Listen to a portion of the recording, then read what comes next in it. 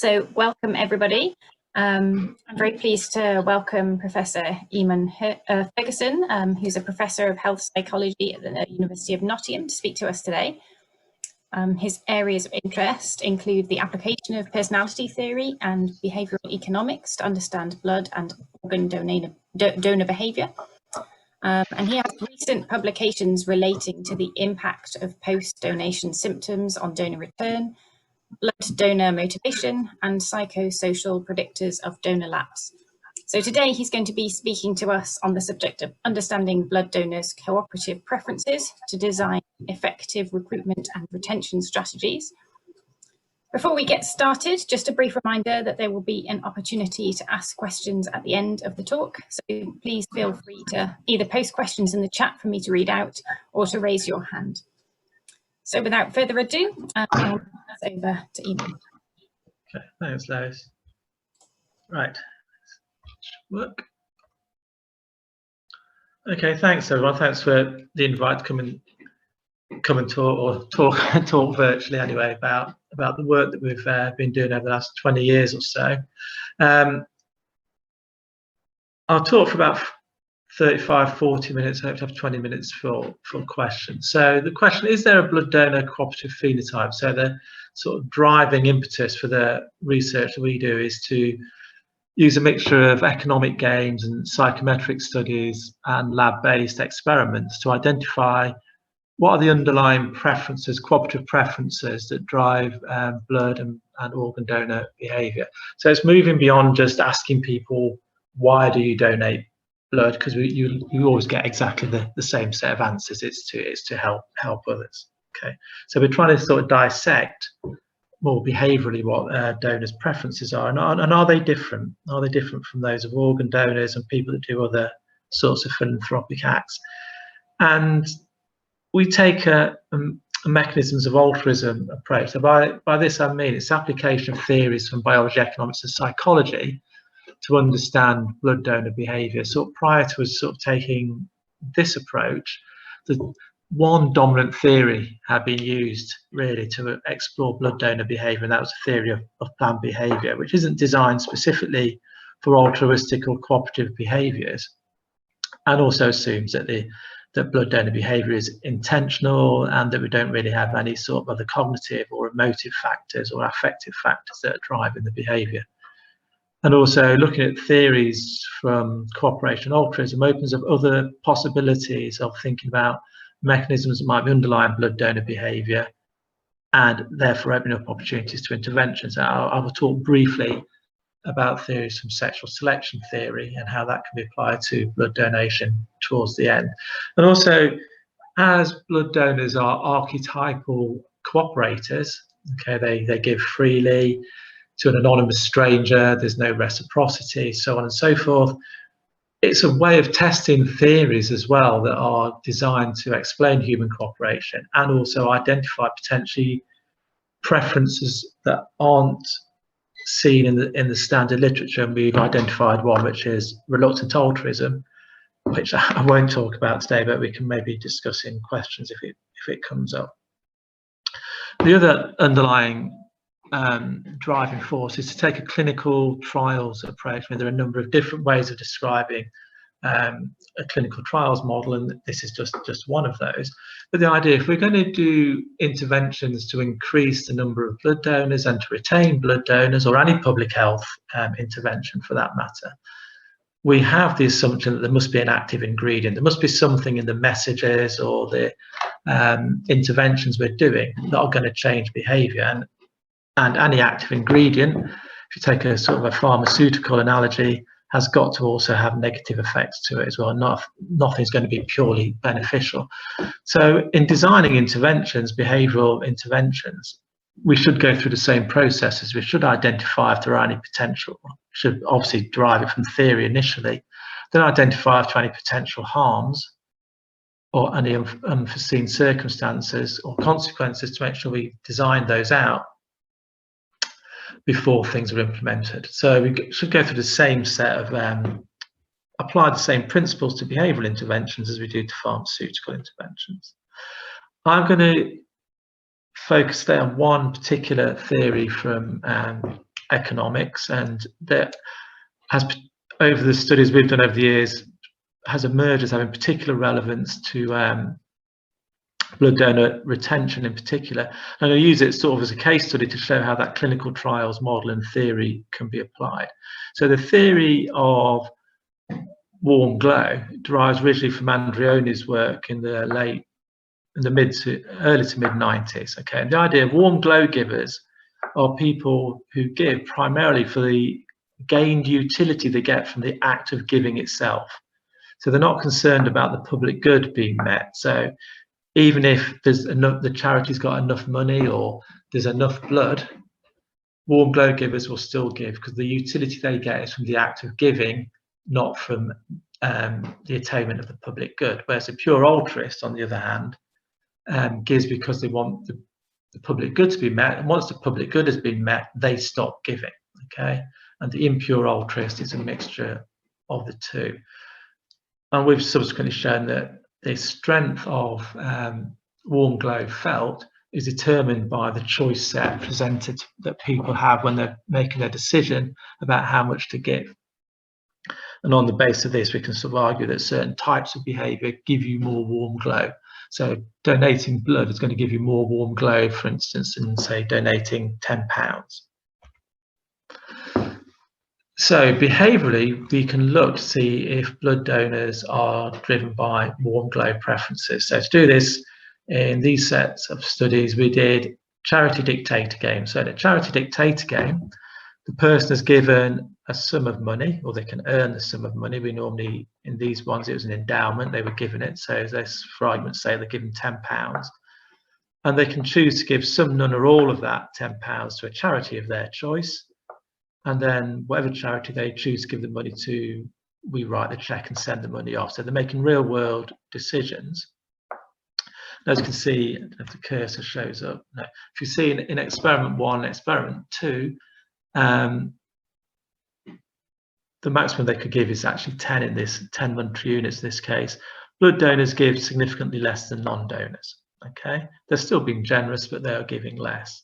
In the warm glow variant, that says experiment 4, so what happens in the warm glow variant is we crowd out the donation. So we say to the person, we'll give you £10, you can donate some, none, or all of that to a charity. But whatever you don't, but we've already given the charity £10. So whatever you give to the charity, we will subtract. So the charity can never earn more than £10. So if they give the charity £2, we'll take £2 away from our endowment. So we've already given it £10. So there's no financial benefit of donating anything at all. Okay. And what we, so the only motivation behaviourally to donate money in this context would be warm glow, because financially the public good is always going to be met because we've crowded it out. And what we find here, as you see, is that when we change the game to make it a warm glow game, now blood donors donate significantly more than non-donors. So when we change the preference structure, we see a flip over, a change in the amount of money donated and who's donating money. In this case, blood donors donate more under a warm glow preference game. Taking that into the field, we did a 6-month longitudinal study where we measured things such as warm glow, personal benefit, that in this case societal benefit at time 1, and looked to see how many people signed up on the organ donor register 6 months later, and the only predictor was personal benefit, sense of warm glow for the measures that we took anyway. In a sample of just under 350 donors, this sort of little structural path model here, again it was warm glow that was predicting intentions to make a second donation, not pure altruism, not pure egoism in terms of hedonistic choices, but again this warm glow, the sense that you feel a sense of personal reward and personally positive from the act of giving. Experimentally in the lab, we exposed people randomly to one of 4 frames, okay, either gain framed or loss framed, and either a warm glow or an altruism message. So the warm glow gain frame will be, by donating blood you may feel pleased, fulfilled, contented and proud. Okay, and the lost version of that, you may miss out on feeling those by not donating blood. And the warm glow just focuses on how the donor feels, and the pure altruism messages only focus on the public good, what can be gained, or how the recipient will gain from the act of donation. And we also in this study had people make a commitment to make a donation or not, and then we explored later their willingness to actually then enact that commitment. And what we see essentially is the people who had made a commitment, the warm glow message was the strongest signal in terms of their willingness to subsequently attempt to donate. And when people had made no commitment, the message made very little difference. So we're seeing that warm glow both as a behavioural preference in economic games, measured in surveys and looked at in terms of longitudinal follow-up, manipulated in the lab, is predicting or associated with donor behaviour in terms of, and more so in people who have made a commitment or who are committed donors. We also then wanted to look at what percentage of the population are actually seeing blood donation as something that is intrinsically motivated. So we did a multi-source dictator game, and so people had played 4 games, standard dictator games, so they win money in a lottery and they can decide to donate some, none or all of it either to a stranger and or to a charity. So they distribute the money between themselves, A, B, a stranger, and C, a charity of their choice. And all those decisions are implemented after the studies. They play the dictator game when they had earned some money. So now they're playing with their money. In this case, we predict then the donation amount donated goes down. We told them they'd earned the money, not this time from donating blood. And we see how much they should give away. So if they're intrinsically motivated, they should give it all away, because the money for donating blood, because it's now a financial transaction, sullies the intrinsic nature. One way to distance yourself from that is to give all the money away.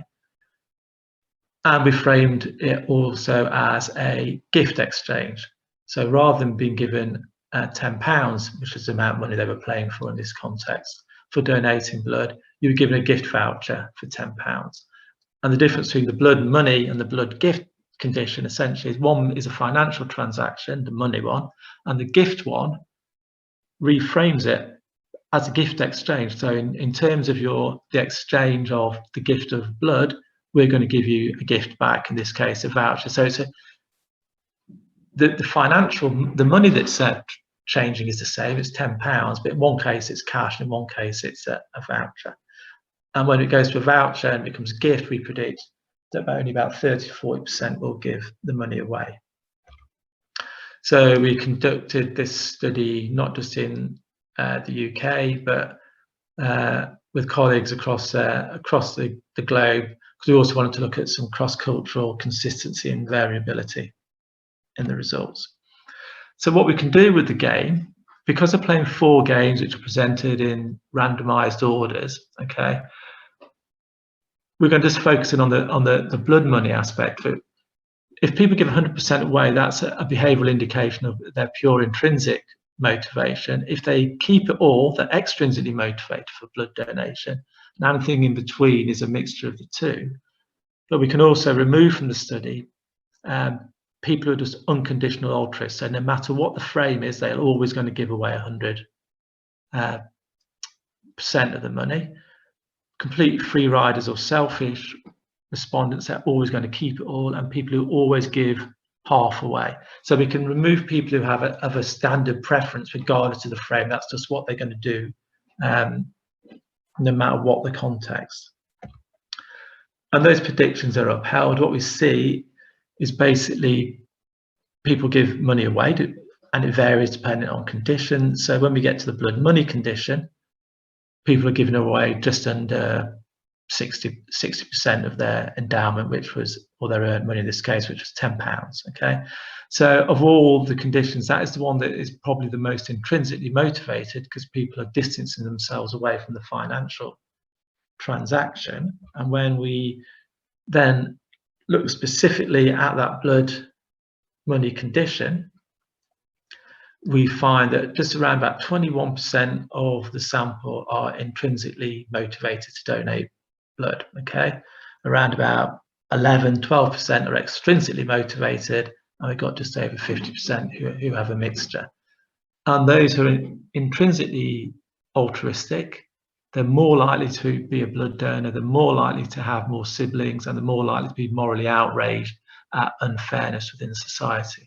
So we have an estimate of how many people might be intrinsically motivated to donate blood, which gives us some idea of how people can be segmented in terms of targeting messages as well.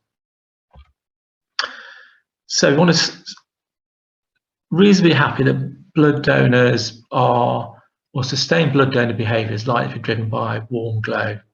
So can we do something in terms of interventions then? Now we've got the lab-based studies to give us support to develop sort of behavioural trial that we can run in the field. So this is a study we ran with Lifeblood in Australia and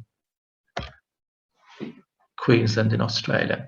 So here's the basic idea. So when people come to donate blood, some people,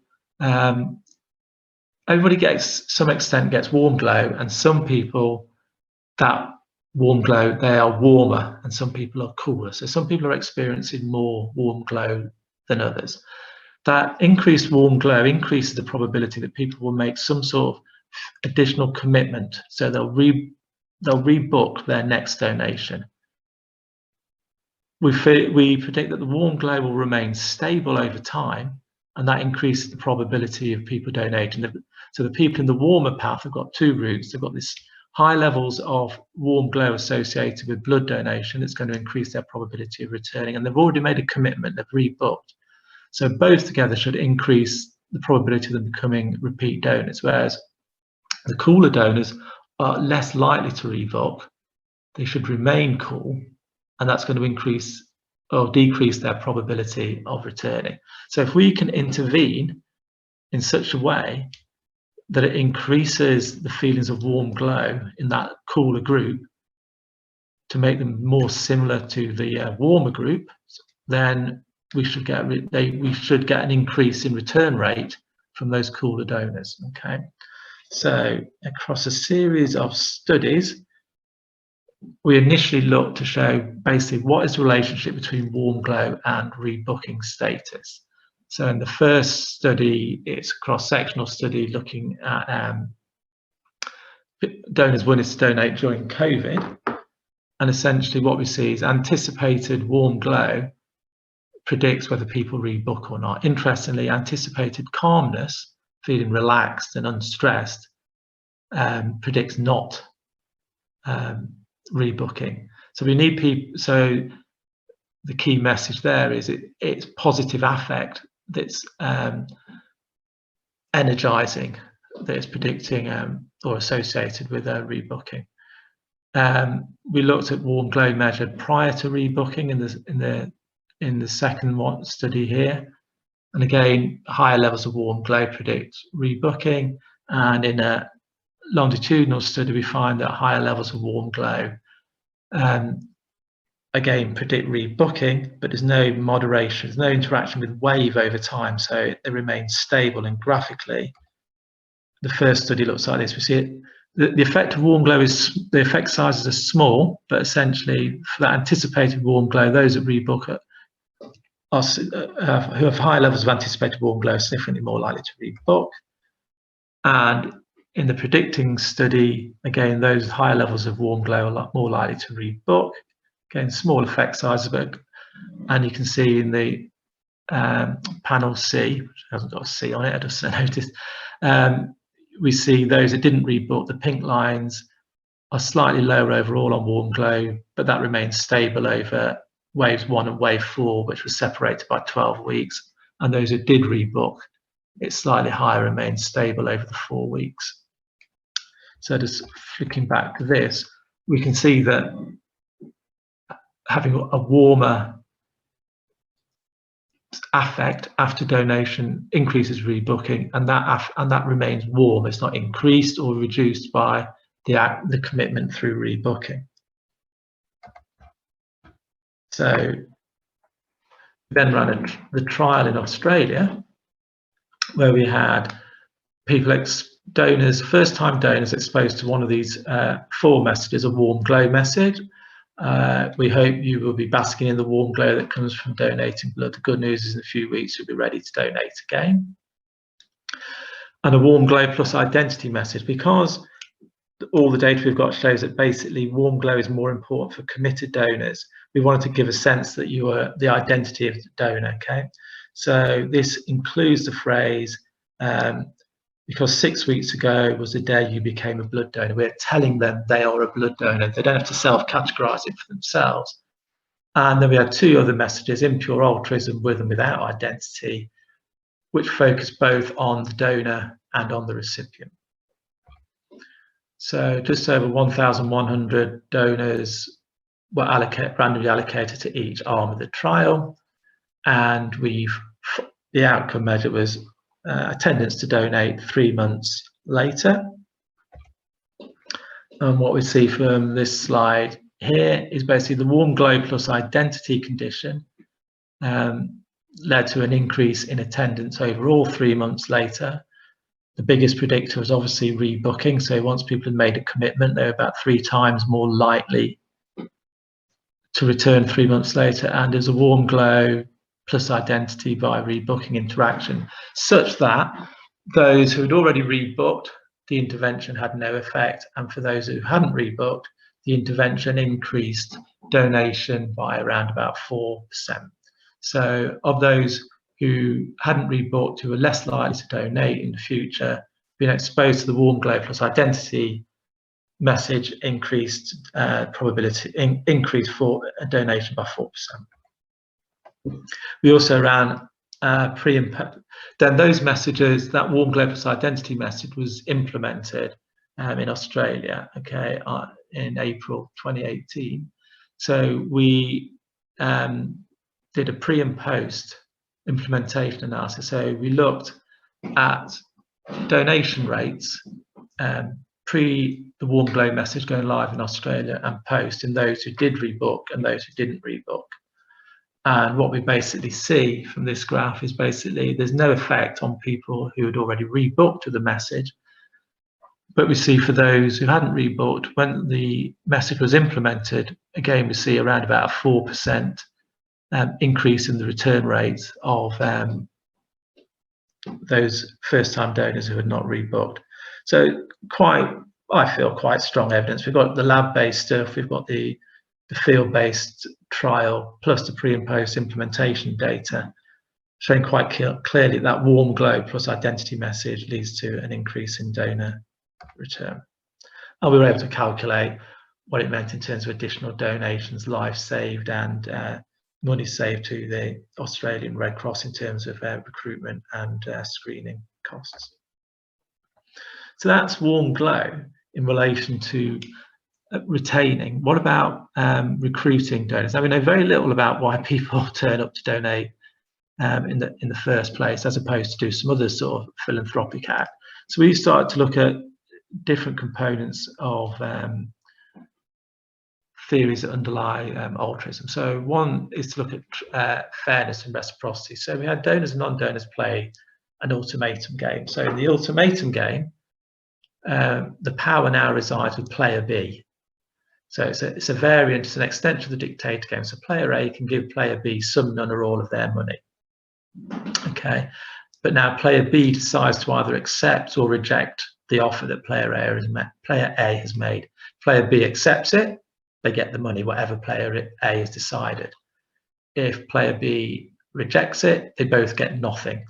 So now player A has got to give basically a fair offer. Now, in one sort of notion of economic theory, player B should accept anything. If player A's got £10 and offers you 2p, you should accept the 2p because you're 2p better off than you were a minute ago.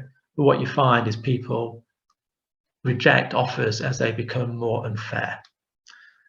And the idea is here that by rejecting the offers, you are enforcing norms of fairness, because player A learns the way to actually get to maximize their own profit out of this game is to be fair. By being fair, the player B will accept the offer, and everybody wins to a certain extent.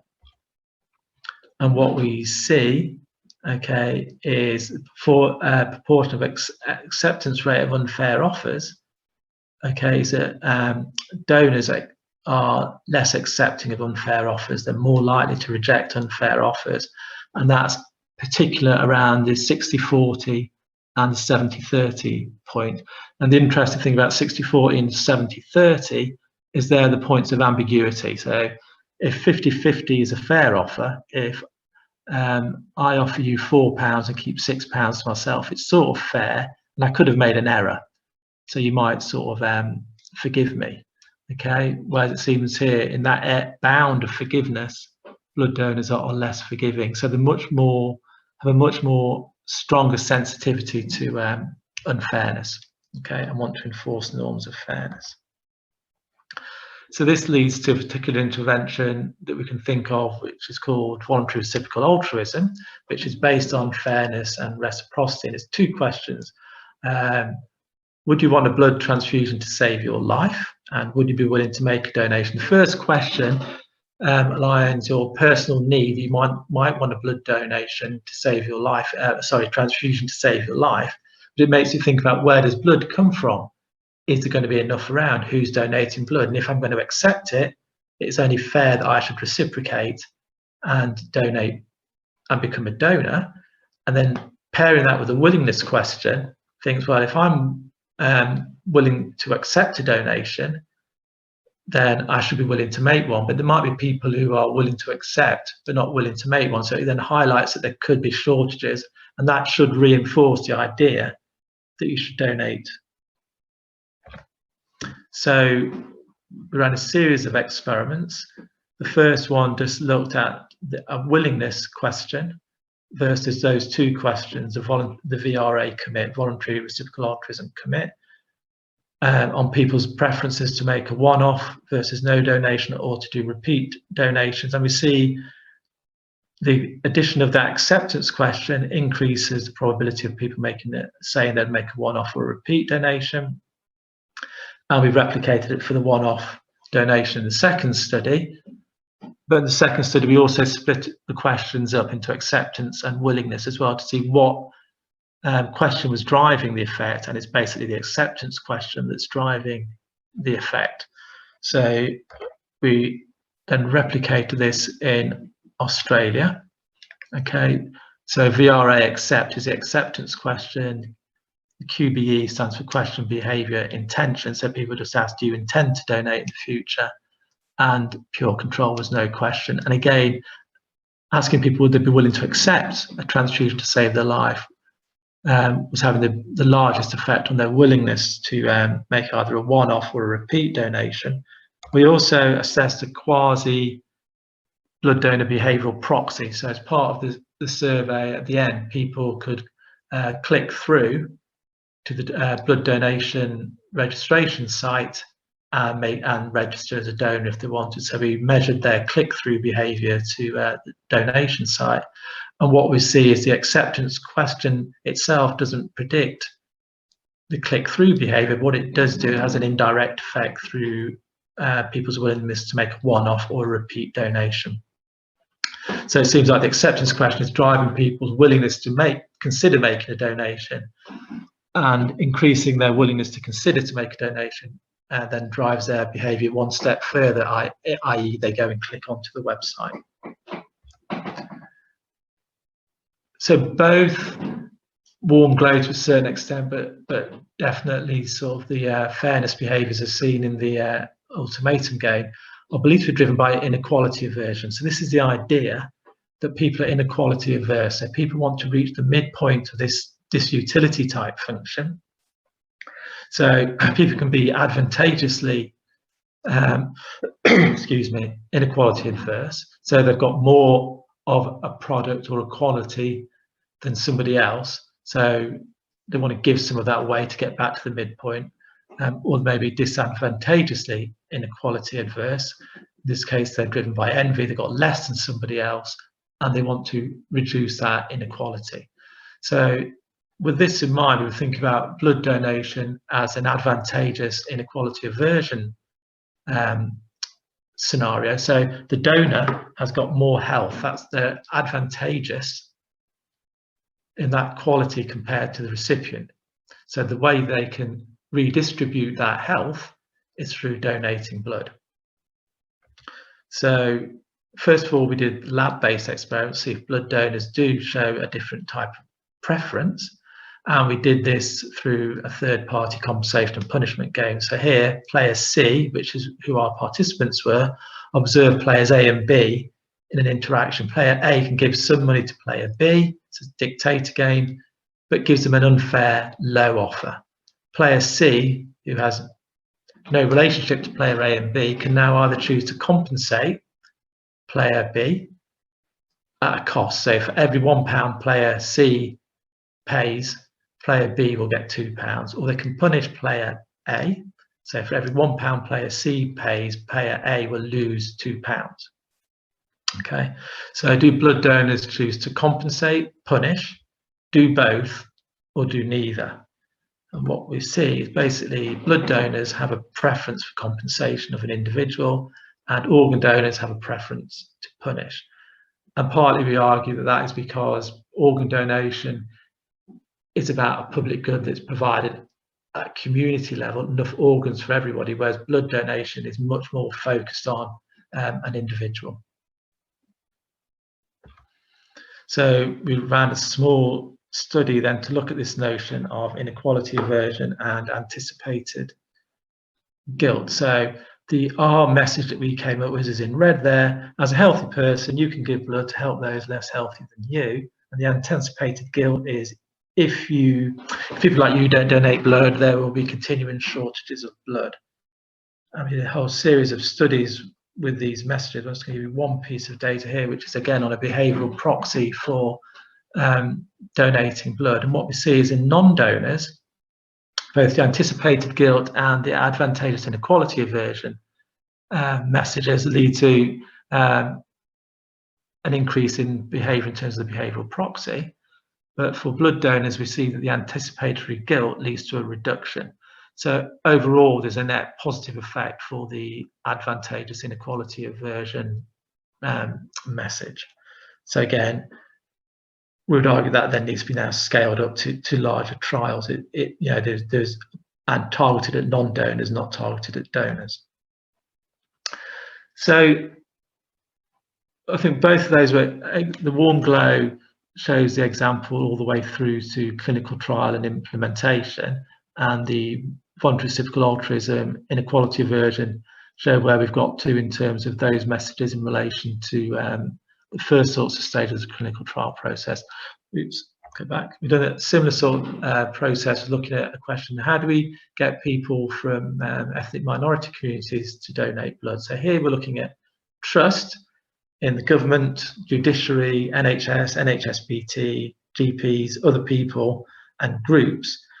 But we also set this within the context of the societal context of the time. So looked at in terms of the Windrush scandal and Brexit, which was going off at the time, because both of these are related to political processes, how people judge other groups, and it will also are going to influence how people think about trust. Quickly through the methods, we did online experiments and surveys with donors and non-donors. The main reason being there's been a fair bit of studies just looking at donors, very little looking at non-donors from different ethnic minority groups and white populations as well. We ran surveys looking at different campaigns and focus groups. That's just a quick, for those who are interested, overview of the ethnicity demography that we got from the main surveys and experiments for this study. We were able to identify 6 components of trust: trust in the NHS, trust in NHSBT, trust in others, this notion of conditional distrust, which is the idea that people are distrusting a particular group because of the way they've been treated by them in the past, trust in politics, and trust in outgroups. Trust in NHSBT and NHS is high. The low levels of trust are in politics and outgroups, and others. And we see the best target here for interventions with ethnic minority communities to recruit is trust in others. It's nothing to do with NHS or NHSBT, because trust there is high. There's little room for manoeuvre. It's trust in how other people are perceived and their actions. It needs to be where the messages are targeted. And we also see conditional distrust, okay, which again is higher in people from Black and Caribbean communities, okay. And again, it highlights the need to understand the wider societal context in which trust and distrust are embedded. In terms of predicting intentions to donate, in people from ethnic minority communities, again, it's trust in others, not NHS or NHSBT. And for people from white communities, it is trust in NHSBT. They mark the difference in terms of intentions to donate. So again, if we want to target messages to recruit people from ethnic minority groups, it's trust in others that we might be wanting to think about targeting. And in that context, again, voluntary reciprocal altruism would be a useful targeted message, because it is about everybody working together. In our surveys, in our focus groups, voluntary reciprocal altruism highlighted in red, green here at the bottom. If you ask, would you accept a transfusion to save your life? So why not give blood to save others? Was seen by people from different communities as being the most positive message. When we had different messages rated by donors from the Black donors from we again see that voluntary reciprocal altruism is up at the top with messages that are most persuasive. And again, we can see a quote from one of the participants of here. If you would take blood, why not give? Thought-provoking, hits you deeply, causes you to reflect. And again, we had people develop their own campaigns or talk about campaigns that are being developed, and we see again voluntary reciprocal altruism comes out as a positively valenced and positively valued message. Things to think about in terms of unforeseen consequences, which is one of the reasons why we sort of start off with the lower level studies, is this idea of othering that came about as well. So this is the idea of linking the recruitment campaign to a particular condition that may be linked to that group, in which case, in this case, sickle cell disease. Okay, so it's the idea that you are targeting a particular group to get a resource to help that particular group. So you are using something that marks that group out as different as a way of trying to recruit that group. Okay, and that can have the disadvantage of actually making that group feel as though they're not part of the wider picture, not part of the bigger issue around why you want to donate blood and to help other people. And again, if you go back, so I can flick backwards and forwards, if you look on this slide here, the question about sickle cell, which is campaign 7, was one of the ones that wasn't always rated the most positively as well. Okay, so I'd argue with recruiting from ethnic minority communities, we need to think about questions that are much more, or campaigns that are much more inclusive rather than exclusive, or a combination of the two, and delivered in culturally matched ways. Blood donation, if you go back to sort of theories of altruism and cooperation, one of the reasons arguments for the survival of altruism in the population is that it's a sexually selected trait. It's attractive. Okay, so blood donors should be seen as very attractive to be a mate. They are generous and kind. They give blood. They're physically fit and healthy. They can sustain the loss of 450 milliliters of blood, and they're healthy. That, you know, they've got no transmittable diseases. Otherwise, they wouldn't be allowed to donate blood. So, if this is the case, blood donors, one prediction for this is blood donors should talk about being a blood donor during their reproductive years and when they've got when they haven't got any children. So with data from the Dutch Insight study, we looked at this, and as you can see on the graph, the proportion communicating to other people that they were a blood donor is significantly higher when they've got no children and in their reproductive years from the 20s to their late 30s. Okay, we also asked people in a separate set of experiments, would you be willing to tell somebody certain things about yourself when either trying to develop a platonic friendship or a sexual relationship? And we see the sort of standard stuff that you'd expect from sort of the evolutionary psychology, the evolutionary stuff. People are more likely to tell people that they're single, they're childless, they've got a good sense of humour, so on and so forth, when they're trying to attract a mate. But also blood donation gets in there. So it is something that people potentially want to tell other people about as a way of marking themselves out as a positive, kind and nice person. In which case, messages or ways where people can say to other people that they are a blood donor may be helpful. I mean, I don't know much about sort of social media, Facebook and Instagram and so on and so forth, but there could be something on Facebook or Instagram where people can have a status update to say that I'm a blood donor. It might be a nice way to encourage people to donate blood. That there's a positive Facebook effect of that type for organ donation shown in the States. So talking of organ donation, last slide. I noticed in the abstract I said I'd put this in, so I thought I'd better. So we ran a lab-based. We've developed an economic game as a way of modelling organ donation in the lab.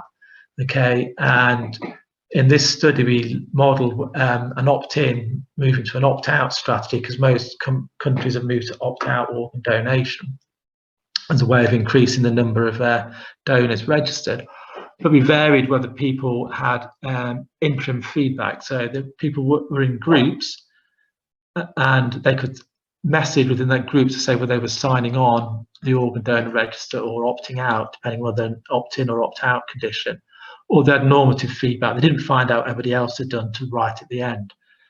And the interim feedback is designed to measure sort of social media or the instant sort of feedback that we can sort of get in the world today. And what you see is when you move from opt-in to opt-out, that top graph, for instance, when you have the interim feedback, you see a downward trend in people remaining on the organ donor register as modelled in this game. So the idea here is that it's what we call lone wolves. Once one person starts messaging that they're going to opt out, it sets up a force, a social force, that other people follow suit and opt out as well, which is much stronger than the Good Shepherd effect, which is that of people saying they're not going to opt out. Whereas a Good Shepherd effect is much stronger under opt-in. So again, the idea of investing in people saying that they're opting in under an opt-in system may be more effective than having an opt-out system where people can demonstrate that they're opting out. So conclusions, I think trust, reciprocity are important for getting people to the recruitment bit, in to donate, and warm glow is essential for retention of donors, and there are things we can do to increase levels of warm glow. Broader conclusions, donor phenotypes.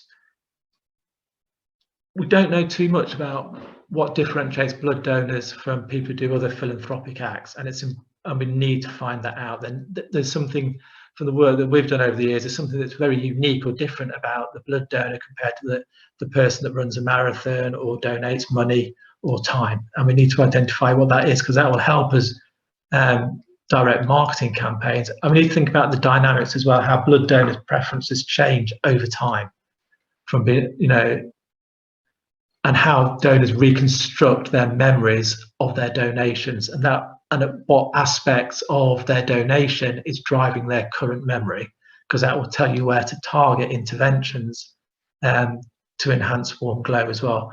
We need to go with, I think, with all messaging and interventions through a lab to policy clinical trial sort of model, and not just go straight to implementation. And finally, what underlies warm glow?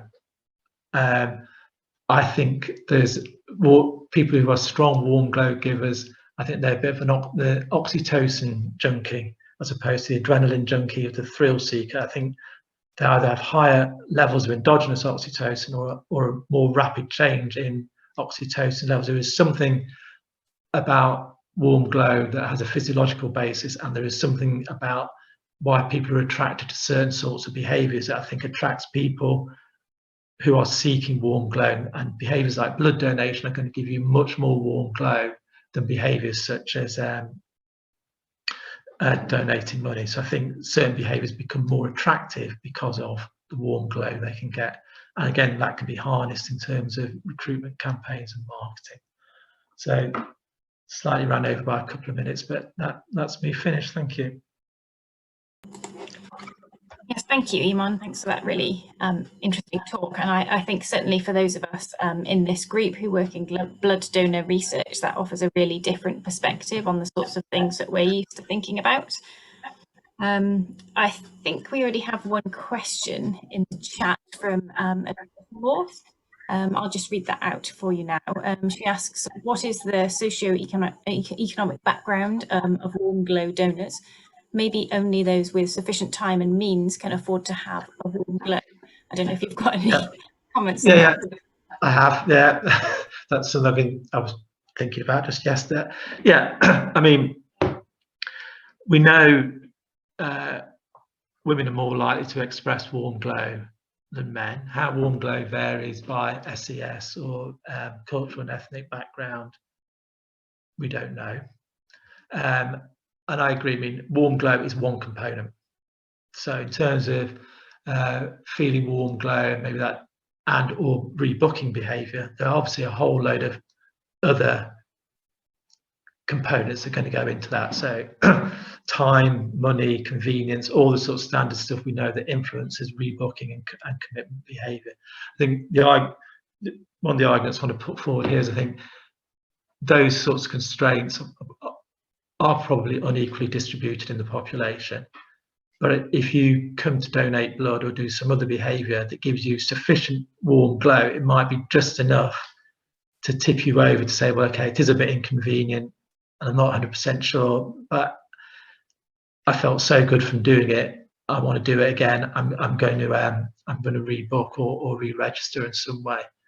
But obviously, it's not the only thing, because obviously people who have low warm glow, some obviously still come back, and people who have high warm glow, some still don't. So there are going to be phenomena that derail the process, and there's going to be other phenomena that stop the booking in the first place. But I think some of those things we can't necessarily deal with in terms of behavioural interventions, but we can do behavioural interventions that can boost warm glow to a certain extent, which can sort of, even that 4% rise up in donors from the non-book group makes a big difference. Then if I could find an intervention that sort of sorts it all out, I'd love to, but but yeah, I agree. I mean, there are other phenomena that they're in there. It's just one component. Yeah, I think I'm going to add my own sort of question following on from that. I can see that it's an important component of everything to be looking at the warm glow, and as you say, even a small benefit is a benefit. Perhaps those of us who are working in this group naturally start to think about the potential relationships of warm glow with more physical attributes. So I was wondering if you had any thoughts about what the potential relationship might be between warm glow status and those who have a history of better donor experience, and in particular whether warm glow might be associated with something like fewer past faints or deferrals.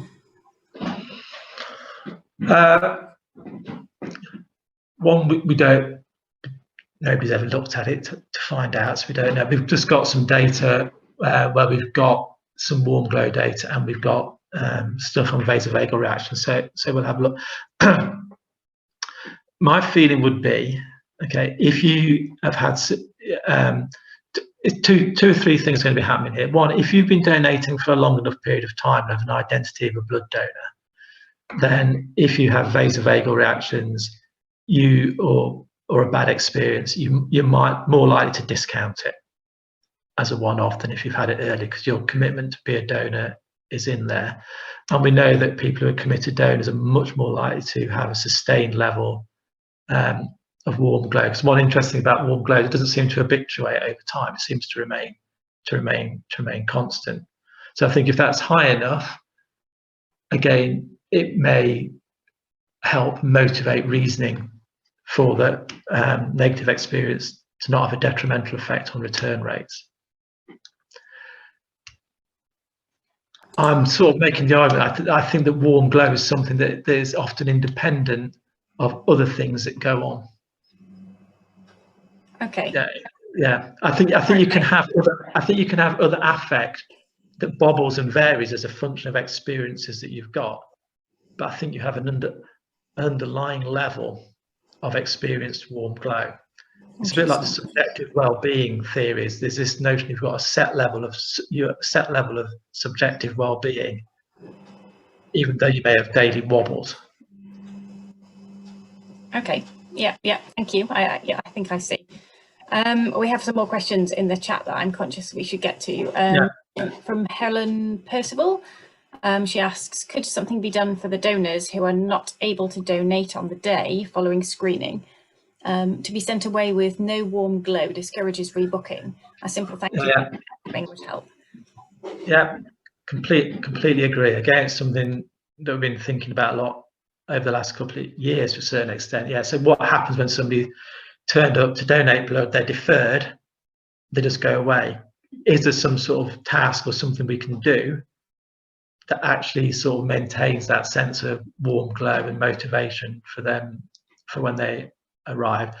I think simple thank yous and messages around gratitude would help. I think following them up a little while, a day or so afterwards, to reassure them and talk to them would also help.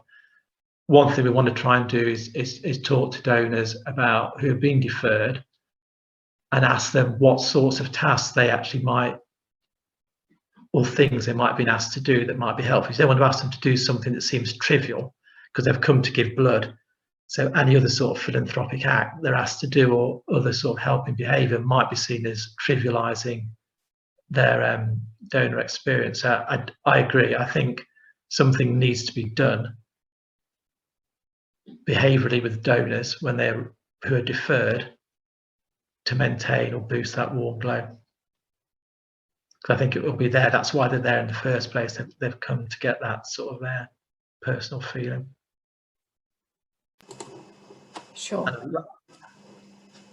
Okay. There's one other question in the chat at the moment. If anybody else feels they've got any other questions, please do add them to the chat or raise your hand. So from Michael and Valerie Ferguson, they ask, for underlying factors, have you considered family and immediate community examples? Anecdotally, I feel that our daughter registered as a donor on her 17th birthday because she was following my long-standing example. Yeah, so we just published a typology of donor motivations. There's 52 of them in there, and that's one of them. So, family tradition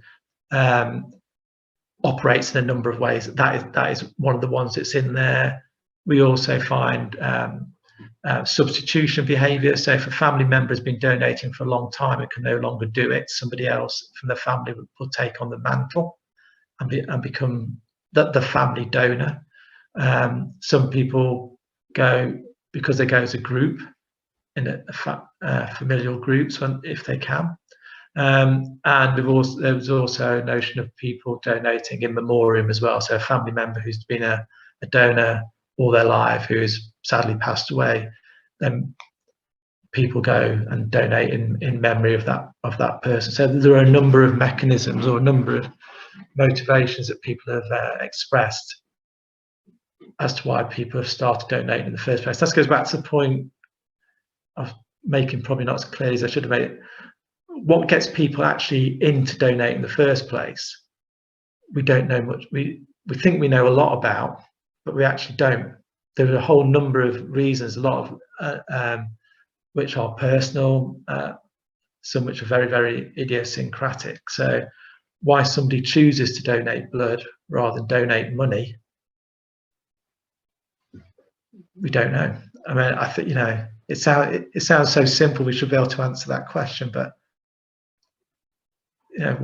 once people get in and become a donor and warm glow and stuff kicks in, it's much easier to understand. But what makes people turn up to donate in the first place is a trickier one. Yes, indeed. Perhaps they do both. We've got one more question from Stephen. To what extent does the monetary aspects of the dictator games reflect or not the same concepts of warm glow as compared to real physiological gains in an actual blood donation? Okay, so this is something we want to look at. So, you know, the economic behavioural games in the lab are an analogue. So we can do a warm glow version. We could measure skin conductance and other sort of arousal measures in the lab. We know that if people are, so there's been trials done where people have had oxytocin squirted up their nose or a placebo. They don't, obviously it's double blind, they don't know which. And people who have had oxytocin squirted up their nose are much more generous in trust games and in dictator games. So we know some sort of physiological change will influence people's generosity, and we know that testosterone levels influence generosity as well, depending on context. So they're an analogue. It'd be nice to actually phenotype some donors on economic games and other things, psychometric tests, and then look at how that is related to physiological changes as they go through the donation process. I've got quite clear hypothesis about what I think will happen for those. I think there'll be people who will show, who have higher warm glow will show greater reactivity in certain physiological measures. And that's why we like to do economic games, surveys, experiments, the whole shebang, to show that the sort of phenomena we're picking up are not just specific or particular to one methodology or to one group, that you get the same pattern seen across a variety of methods. Thank you. Okay, I think we're going to need to wrap things up there, since it's only 1 minute to 2. So it just remains for me to thank Eamonn for a stimulating talk on behalf of the rest of the group. Thank you very much. Pleasure.